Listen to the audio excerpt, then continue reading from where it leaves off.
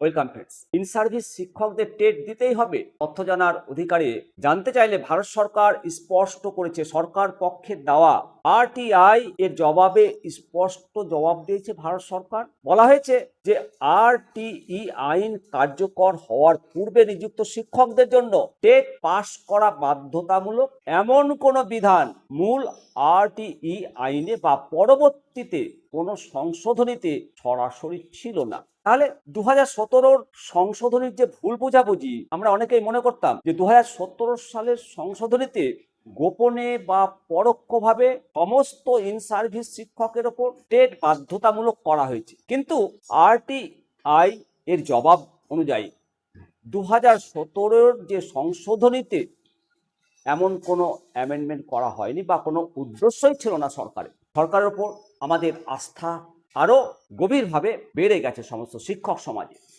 তাহলে 1 সেপ্টেম্বর 2025 এবং 29 মে 2026 তারিখের মাননীয় সুপ্রিম কোর্টের যে রায়, এটা বর্তমান আইন কাঠামোর সঙ্গে কি তাহলে সাংঘর্ষিক, ত্রুটিপূর্ণ?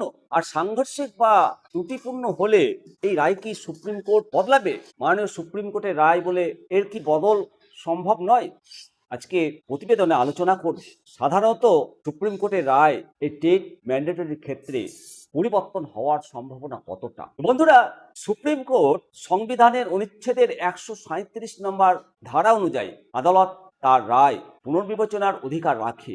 যদি কোনো রায়ে সংবিধানের ভুল ব্যাখ্যা হয় বা সমাজের কোনো অংশের মারাত্মক অন্যায় বা অবিচার হওয়ার আশঙ্কা থাকে, তবে আদালত স্বপ্রণীত হয়ে অথবা বড় বেঞ্চ গঠন করে রায় বদলাতে পারে। এরকম নিদর্শন রয়েছে। এছাড়াও কিউরেটিভ পিটিশনের পথ খোলা আছে। জম্মু কাশ্মীর শিক্ষক সংগঠন একটা কিউরেটিভ পিটিশন করার তারা ব্যবস্থা নিয়েছে এবং সেটা জানতে পারা গেছে। অন্যান্য রাজ্যর পক্ষ থেকেও কিউরেটিভ পিটিশন খুব শীঘ্রই নেওয়ার আলোচনা চলছে। যদি হয় তাহলে আপনাদেরকে সেই তথ্য জানাবো। আমরা আরাবলী পর্বতমালা বা পরিবেশ সংক্রান্ত বিভিন্ন মামলার উদাহরণ দিয়ে আপনাদেরকে জানাতে চাই যে যখন কোনো রায়ের বিরুদ্ধে ব্যাপক মাত্রায় জনমত বা পাবলিক সেন্টিমেন্ট তৈরি হয়, তখন মাননীয় আদালত তা গুরুত্বের সঙ্গে বিবেচনা করে। এবার এই শিক্ষকদের টেট সংক্রান্ত রায়ের ক্ষেত্রে যদি সর্বস্তরে তীব্র আন্দোলন, প্রতিবাদ এবং গণবিক্ষোভ গড়ে ওঠে, তবে সুপ্রিম কোর্ট দৃষ্টি আকর্ষণ করে এই বিষয়টি স্বপ্রণোদিত পদক্ষেপ নিতে পারে বলেই তথ্য উঠে আসে। অবশ্যই শিক্ষক সমাজের মধ্যে এই রায় নিয়ে